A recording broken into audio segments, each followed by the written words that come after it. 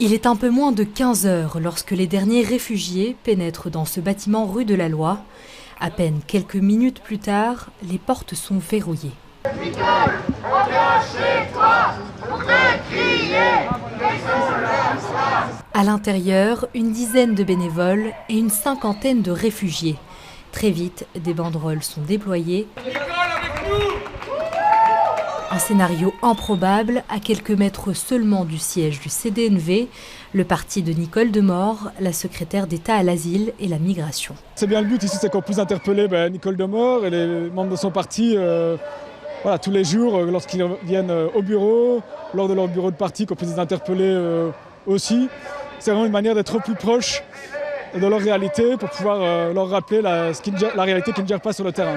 Un lieu symbolique au cœur même du quartier européen. L'objectif, reloger, mais surtout interpeller. Nous, ce qu'on demande, c'est l'activation de la phase fédérale de crise et que tout le monde soit logé rapidement et pas seulement les personnes qui sont dans les bâtiments qu'on ouvre. Parce que donc c'est un moyen de faire pression et un moyen de visibiliser tout le monde. Une action mûrement préparée.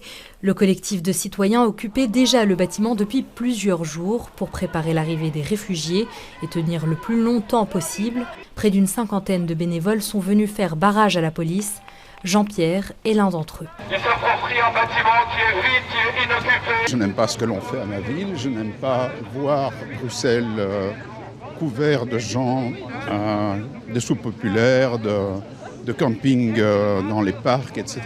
Ce n'est pas une situation qui peut durer. Pour l'instant, encore 3000 demandeurs d'asile restent toujours sans solution de relogement. FedAsile a récemment déclaré ne pas pouvoir garantir le droit à l'accueil pour toutes ces personnes, une situation que dénoncent les associations présentes sur place. J'entends avec stupéfaction et colère qu'on constate encore qu'il n'y aura pas non seulement de paiement d'astreinte, mais qu'il n'y aura pas de solution pour tout le monde. C'est incroyable dans notre état de droit. Le bâtiment occupé appartient à la société immobilière Athénor. Il était vide depuis plusieurs années.